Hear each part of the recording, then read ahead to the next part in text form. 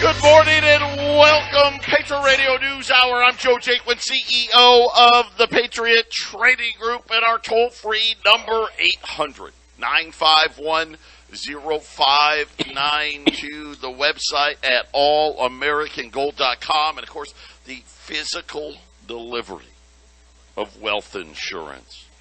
You know, something that only you hold. It's not a promise to pay. It's not a debt. Right? We're talking about something that's been money for thousands of years. And, of course, obviously in this new world of dumbed-down public, which is they've done a masterful job. People have no idea. They truly don't. They think, well, the dollar's been around forever. You know, people, so many people. It's so funny when I talk to some people that, you know, they don't even understand that banking was around way before the United States.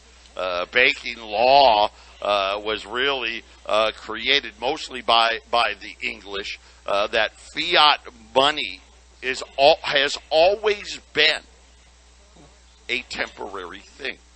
And what I mean by that is they always end up, you know, the ego always ends up getting the best of them. They always turn it into really a Ponzi scheme, which means, hey, I need more, I got to create more money. Every time and every year after year, and of course they just want to do it a little bit, you know, 2% inflation, all this nonsense. But the realities are, every time there's a problem, their only solution is let's just print more money, right? And the financial crisis of 2008, it's all coming back. We're seeing all the same things that we saw then. We're seeing them all again. A little different scenario, but it's the same thing. And the problem is, right, the U.S. debt now $31 trillion and growing. And again, the Ponzi scheme always comes to an end. It always goes to zero. And that's the one thing about gold and silver. You can say what you want. And some people, oh, well, you know, look, you know, gold hasn't done that great, or silver hasn't done this, or whatever it may be. But at the end of the day, it's always worth something. It's never zero.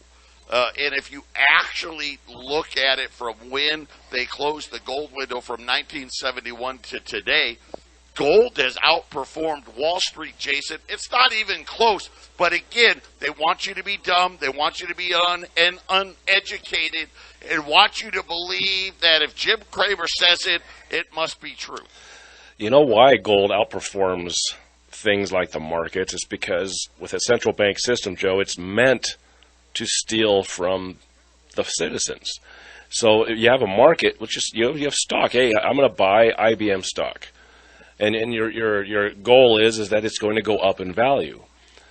But it's interesting if you look at the markets, and this goes with everything, even gold and silver. Gold and silver kind of just traces along with everything else, its savings. The markets just kind of trail up with inflation too. People are like, oh, the markets are doing so great. Look at this long-term plan. Well, it's going up the same with inflation. And unfortunately, unlike a lump of gold, which you could just put in your possession, hide it somewhere, they're going to tax you on those other assets. There's going to be fees on it. There's going to be some sort of a fee that you pay to get into it. There's going to be a fee if you get out of it, a penalty if you get out early. There's ways that the system steals the value of other assets. You buy a home. Well, that's great. Buying a home, buying gold, I suggest having both. But do you really own it when they tax you every single year on it? I'm going to tell you, Joe, do we tax our customers on their gold they buy from us? I don't think that ever happens, does it? Nope, we sure don't. And just to give you an example, when we went off the gold standard officially in 1971, the Dow was about 1,000. Okay, so the Dow right now is 30,000. So that's 30 times. Gold was $42. Gold's $1,710. Gold's up almost 41 times.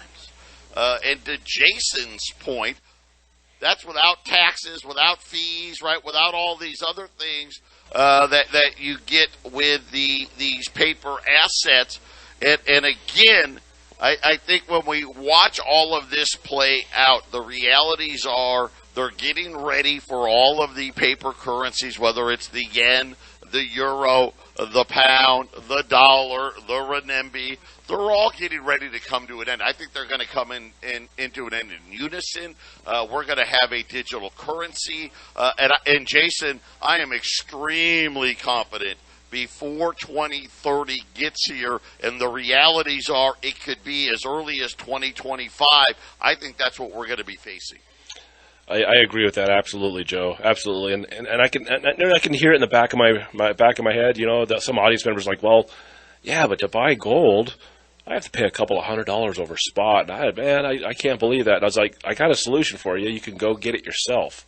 I actually I'm a part of a gold claim, and I can put you on my river. You can go out there and dredge away and pull all the tiny little pieces out and learn how to process it. And by the time you get an ounce of gold, you'll have wished you just paid a little bit of premium to buy your gold, Joe, because that's why spot price is lower than what you pay for it. Everybody up the chain of command gets like a little 5% above what they bought it for, and then they sell it for 5% more. It's just the way commodities work. This is the best way to buy it, Joe. This is the way to do it, is to have a gold company, just like you have an auto mechanic. Do you go to that corporate place and hope the new 18-year-old they hired fixes your car right? Or do you have a local guy here in Colorado, Arizona, Joe, taking care of you, right? That's where we come in. 800-951-0592, Patriot Radio News Hour. When we get back, we're going to talk jobless claims. What does it mean? What's going to happen next? And then a whole bunch of other stuff. 800-951-0592, gold $1,712, up about 50 cents right now. Silver flat here, 2055. The Dow is down just under a couple of 100 points. First time jobless claims rose 29,000 more people filed for unemployment for the first time last week. I don't know. It's not that bad. 219,000, still a low number, Jason. Well below historical averages. Inside of the number, U.S.-based employers announced 30,000 job cuts in September. August, they had announced 20,000, so it's a big increase, but it's not the the 2 million jobs that the Fed is talking about. And I was reading an article, and somebody was pointing out the fact that, hey, if all these guys on the TV and all these corporate CEOs want the Fed to stop raising rates, the answer is really simple, Jason. They've got to start firing everybody. Yeah, you know what's not in those numbers, Joe? What's not in those numbers is the guys that lost one of their 2 or 3 jobs. What else is not in that number is, we had you at 40 hours. We're going to put you back at 28 hours. None of that's in those numbers, Joe. And I think with the coronavirus pandemic craziness of the last couple of years, and the tough times in 2021 just to get people hired at some of these places, I think you got guys sitting at home doing 2 or 3 jobs from their computer. So it doesn't reflect hey, I just lost 2 of my 3 computer sitting at home jobs. I saw an article saying that some of these corporations, they're going to start cutting workers, and the first thing they're going to cut, all you at-home workers. That's the first thing they're going to cut, Joe. I saw that. I did see that. I guess that makes sense, right? If I was, hey, I'm making a decision of who to cut, well, I'm going to cut the person that's not in the office. I don't have that connection with. It remains to be seen. Again, the importance of this number is we're not going to see the Federal Reserve back off until these jobs numbers get a lot worse. So right now, I'm still at the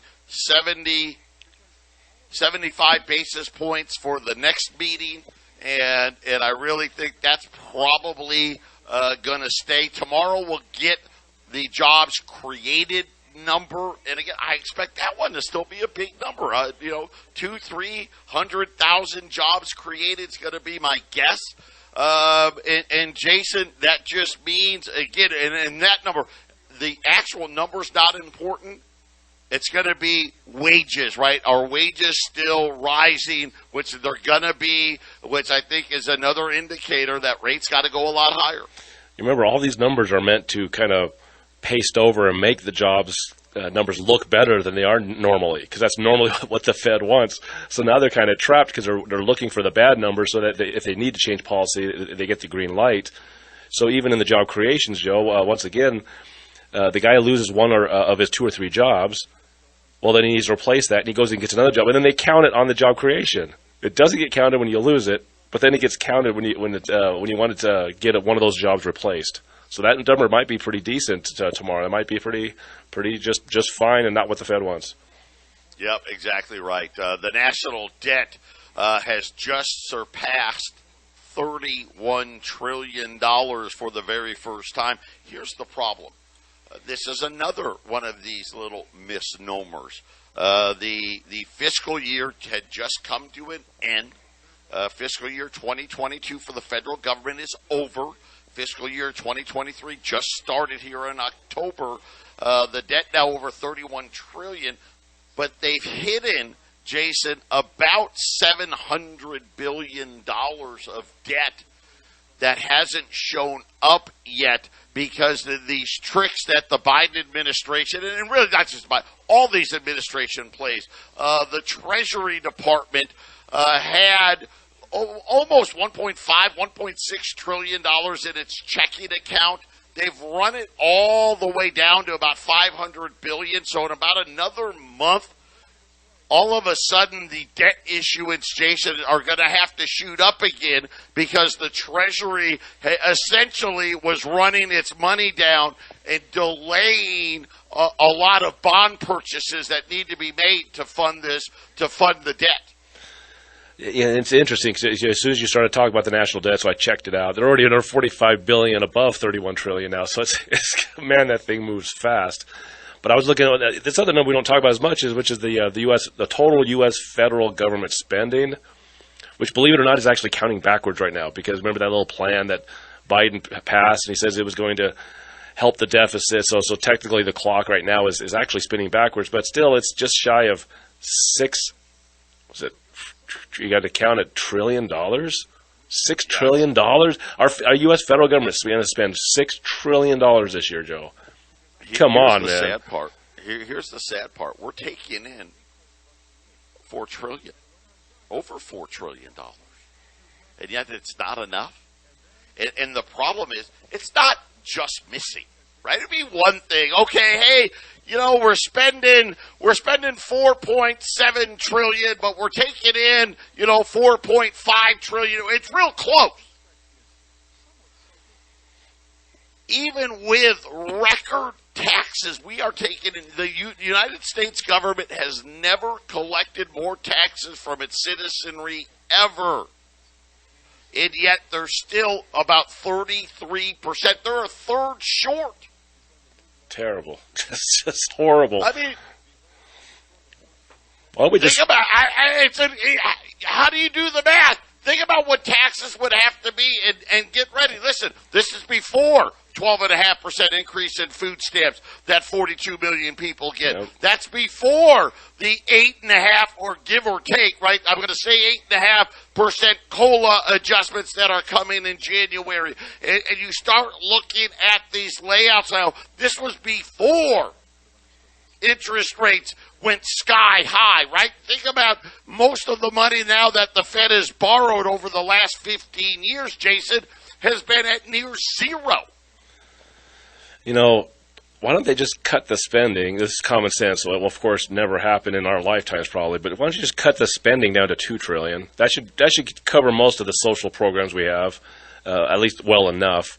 Of course, you have to cut everything severely, and then just bring in $2 trillion in tariffs. I mean, I'm sure China, we can probably get $1 trillion a year out of China alone in tariffs, and then just cut the federal income tax right out. Get rid of the central bank. You're done. It's so laughable. It's so laughable. By the way, that's before we hire 87,000 more IRS agents too, right? It's incredible how. And again, how do currencies go to zero? This is how. And there's no end in sight to any of this. And the fact of the matter is, we really passed $31 trillion probably 4 or 5 months ago. But again, they're playing games and they're playing all these tricks. But Jason, the tricks only last for so long. Yeah, they only last so long, and then you get an economic, a world change, a reset, so to speak. And then the last one was they called it World War II.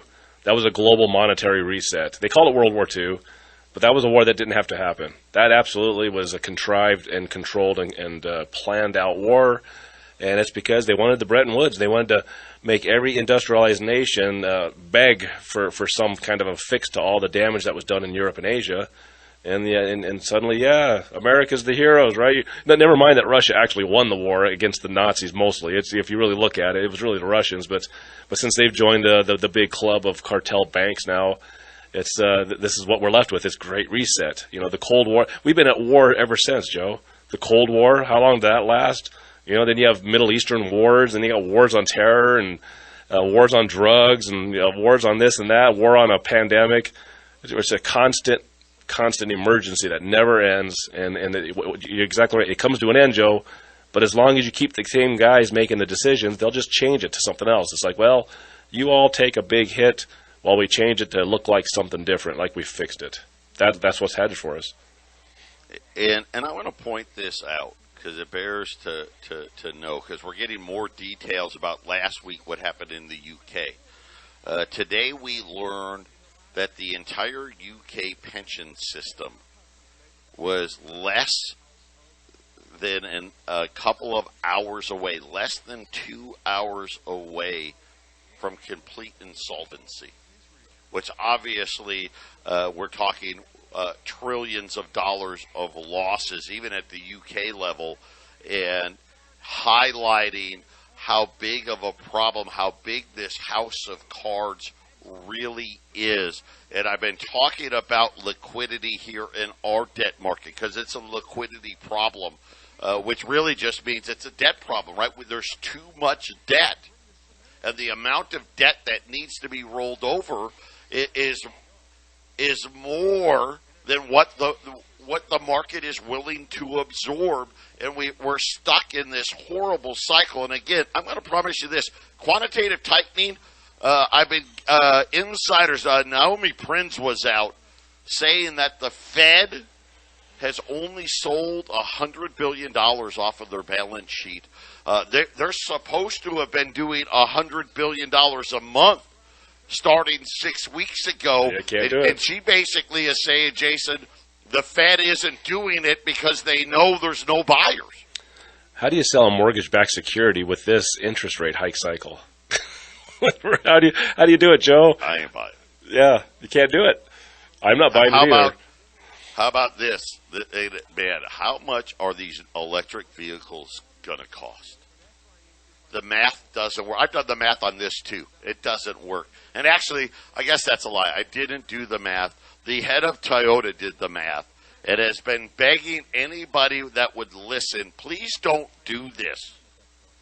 Nobody understands we cannot go all electric by 2030 or 2035. Literally, the cost of a car is going to skyrocket today. Listen to this. Ford, their base level electric truck. So Ford, let's face it, the Ford Ranger, right? It is the mainstay of Ford, the Ford pickup truck. The base model, May of 2021, was $39,974. That's as basic as it comes, right? That's, hey, you got, maybe you've got AC, the windows, you probably got to hand crank the windows. You know what I'm saying, right? The seats aren't electronic. They're not going to heat your butt or cool your butt, right? You probably don't have a backup camera, right? It's the base model was $39,974. Today, Ford announced their second price increase in the last 6 months, saying that the model 2023 base price $51,974. So we went from 40,000 to 52,000 in what? Not even a year and a half. Joe, you know what's funny? I was at the grocery store yesterday. This is just a small version of what you just announced with Ford's pricing. During the different holiday seasons, one of my guilty pleasures is Reese's peanut butter cups. And then during the holidays, they have that little 6-pack of whatever it is, eggs for Easter, or like the little pumpkins for Halloween. So I was in the store. Jack was there with me and Brooke. And the little package of the holiday Reese's peanut butter cups, there's 6 little tiny teardrop pieces of candy. Because every Halloween or every holiday, it's like 10 for 10. You can buy 10 of them for $10. That's the sale. That's what everybody loads up on. The amount of candy in there amounted to 2 of them, 2 of the 6, maybe 3. Right. Yeah, the old shrinkflation. Shrinkflation, Joe. And by the way, this price does not include taxes, shipping, or delivery costs. $60,000. Yeah. Good luck. Patriot Radio News Hour. We'll be back after the break. 800-951-0592. You hold gold and silver to minimize risk. And that's the thing a lot of people don't understand.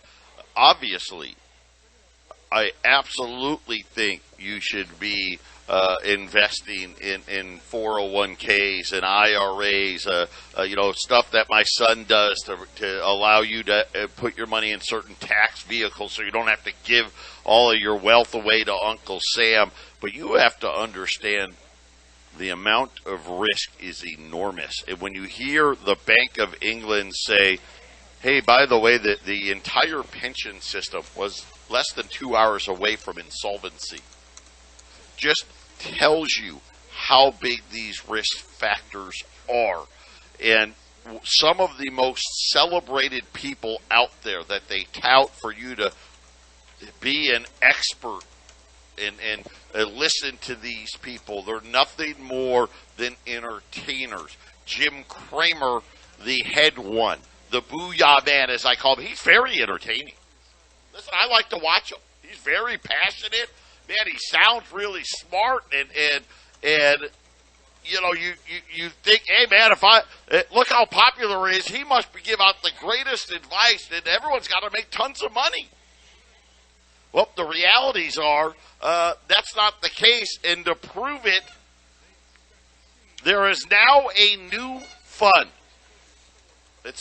They call it the Inverse Jim Cramer ETF, where they're literally going to do the exact opposite of what this guy tells everybody to do on TV, Jason. The exact opposite. Yeah, I don't trust any of the stock prognosticators, really. I mean, Joe, really when it comes down to it, if you want to be in the stock market, you really need to go and educate yourself and go do it yourself. Because all these guys on these stock channels, how do you even trust them, right? Where do they have their fingers? Who's putting a little money in their back pocket, right? And think about this. In this perspective, to Jason's point, it is an actively managed exchange-traded fund that seeks to achieve its investment objective by engaging transactions designed to perform the opposite of the return investments recommended by TV personality Jim Cramer. And again, they at least they got that right. He's a TV personality. But here's what they're saying. They're not fools. They've obviously tested this thing and said, you know what, let's just track all the things he's saying. They're like, oh my gosh, look how much more money we would have made if we did the opposite of what this guy said. That's pretty funny. Let me give you some examples that really tell you this guy shouldn't be on TV at all telling anybody what to do with their money. 6 days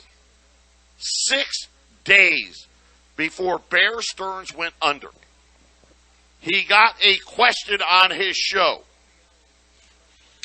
Saying, hey, should I be worried about my Bear Stearns holding? Should I sell out now? And Jim Cramer went on this tirade. Absolutely not. Bear Stearns is fine. It's great. You should hold out. Don't sell. Of course, 6 days later, Jason, they're essentially out of business. Yeah, that harkens me back to The Big Short, right, where they have the big wig over at Bear Stearns standing up against one of the Big Short guys.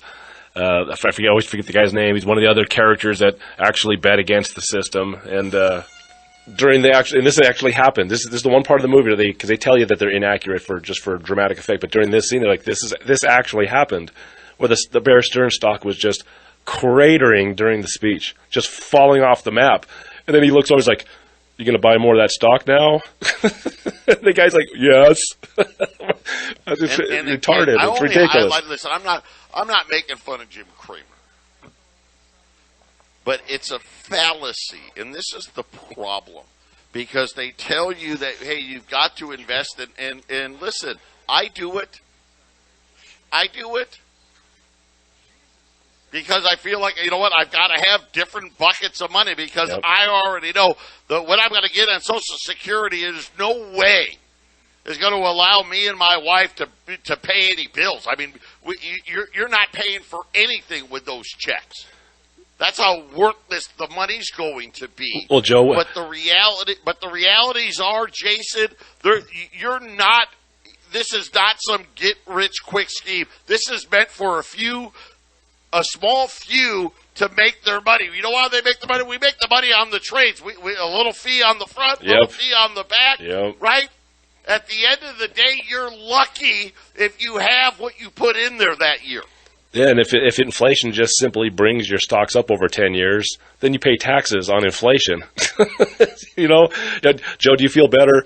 Do you feel more comfortable and at ease with $10,000 in gold sitting there, or $10,000 in Netflix stock? Right? And again, our stockpile of gold and silver for Sarah and I, right? That's what we count on, right? The 401k and the rest of it is, hey, I hope it. And again, that's not to say some people haven't done well, but most of the people that have large amounts in their 401ks, guess what? They put large amounts in there. They were putting, think about this. If you put $15,000 in a 401k for 30 years, look, that's like almost $500,000. Right? So, yeah, you may have a large amount of money. But at the end of the day, if you put in $500,000 and your 401k's only got $700,000 in it, how great of an investment was that really? Right, you actually have guys, stock guys out there saying that the stock market is a hedge against inflation. Have you ever heard that, Joe, with these guys? Well, you got to be in the stock market. That's a hedge against inflation. Again, that's why you should not listen to that kind of stuff. These guys on TV, they're not experts. Stick with the experts. Call my son, 602-909-9048, and deal with companies like, no offense, but his is the best of the best. He's the only AAA rated financial company in the world. I think they know how to manage money and allow you to keep more of it. But neither here nor there. This is why you have to have gold and silver in your portfolio, Jason. It's that simple. Yeah. It's number one, you have to have savings. I know a lot of people out there, they just can't make savings work. But I'll tell you, if you really honestly take a look at yourself, a great deal of people that are not saving out there probably could. You have to sacrifice one little piece of your life out there somewhere, and you can get into silver. And then once you start rolling that silver in and you start to get this habit going, it's like, wait a minute, I should get a piece of gold here. And as you start to save and save and save, it's contagious, Joe, because your feelings about your life and your financial situation just gets more comfortable, and that's a very addictive state to be in. That, hey, if some bad stuff happens to me, I'm going to be okay, Joe. Yeah, absolutely right. When we get back, I'm going to give you an example of a couple getting ready to retire where we think you should have set aside in your gold and silver holdings. Patriot Radio News Hour. We're going to be right back after the break. 800-951-0592, Patriot Radio News Hour, Joe and Jason. The new retirement age is 70 now. I don't know, Jason, if you saw that. They've been bumping it up, but 70 years old. And one of the things that Jason and we recommend, you need to have an ounce of gold for every year you're alive. So let's just say you get to 70. You need to have 70 ounces of gold. Your wife's 70. She needs 70 ounces of gold. So we got a married couple, and you both turn 70. That would give you 140 ounces. And when you think about it, think about what people put in their 401k every year. You know, they're putting $10,000, $12,000, $15,000 a year into these 401ks. And we're talking about, you know, putting $2,000 into gold. By the way, if you're a silver guy, this is just my number. And everyone's got a different number, but 65 ounces of silver equals 1 ounce of gold. So if you've got gold and silver both, to find out whether you're on the right track or now, take all your silver ounces, divide it by 65, that equals an ounce of gold. When I started, I think I might go back 20 plus years ago. We'll keep it 70 so the math works. Because I know retirement, back when I started, you were 65. Now it's 70. But 140 ounces of gold, and by the way, you can buy $20 gold for like $300 when I started, gave you $42,000. You're like, $42,000? That's not very much money. 20 years ago, $42,000 was pretty good money. You know, you could buy 2-3 cars with the 42. This, you can't even buy the new Ford pickup. But in 20 years' time, all of a sudden now, that same 140 ounces, it's $2,000. It's actually more than $2,000. 280, probably closer to $300,000. And this is what you're going to need in addition to whatever else you can save in a 401k or with Social Security, right? And Jason, in addition to. But if you're disciplined and you do it year after year after year, you're going to end up with a much, much more comfortable retirement than if you try to do it. And I know people, they've been putting their money in a 401k for 20 years. Or Jason, more. all they've got is the money they put into it. You know what I'm saying? Between all the fees and the ups and the downs, they're just left with what they put in. And it's interesting, Joe, because we were just on the Half Empty Cup of Joe. I think it was just a couple of days ago. One of our guests was saying that life expectancy, I think it was Steve Mitchell's, life expectancy's come back. It's coming back. It ain't 73, it's more like 72, it's more like 71.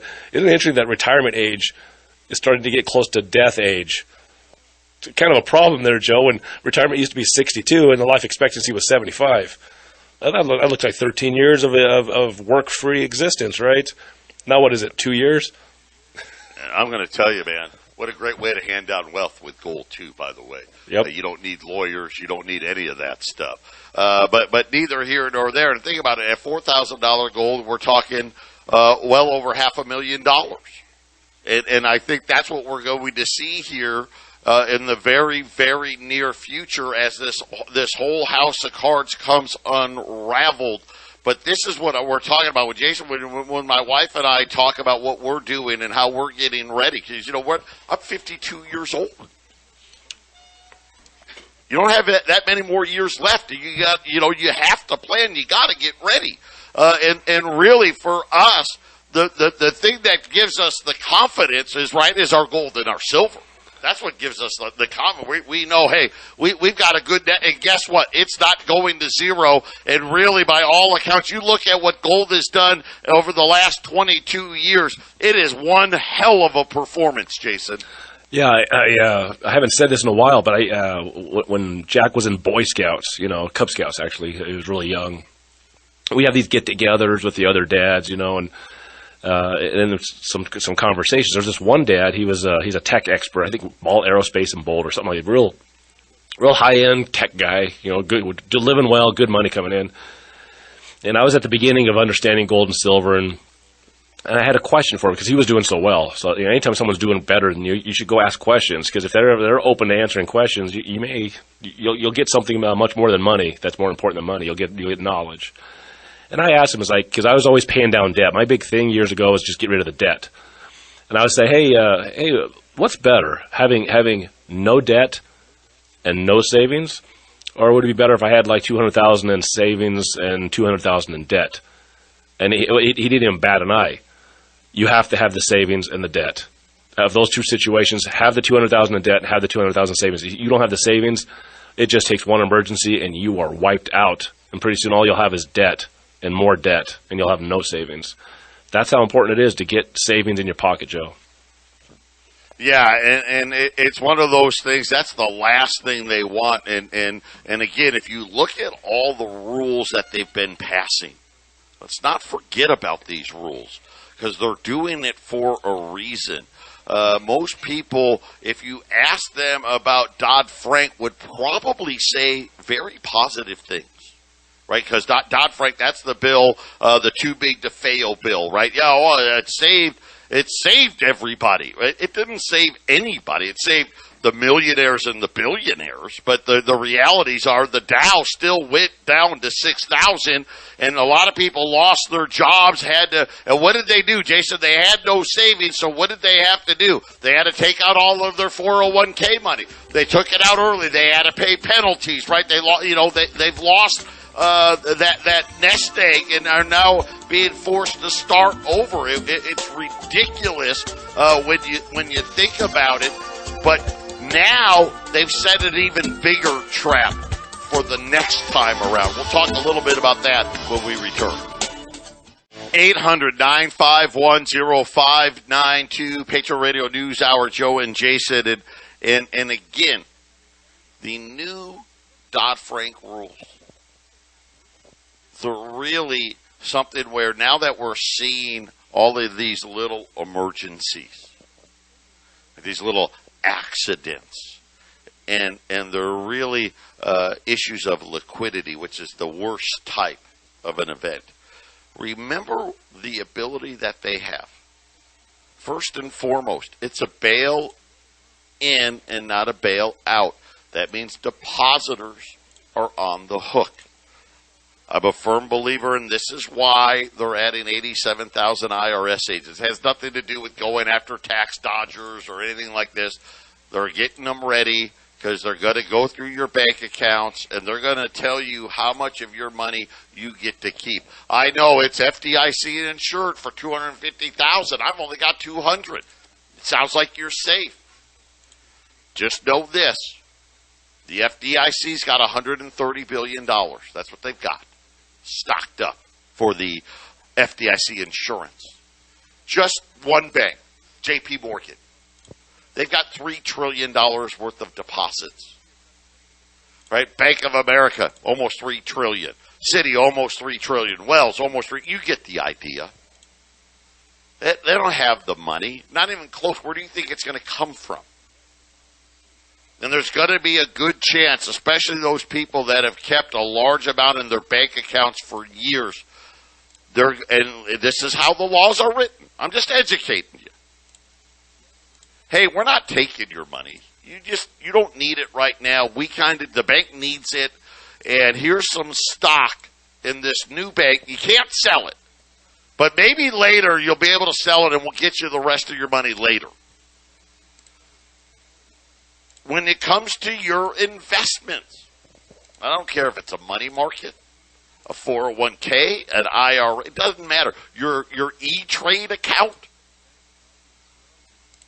at any moment when they determine it's an emergency, they will block you completely. There will be no going to the sidelines, no going to, hey, I'm just going to sell my stocks and go to cash.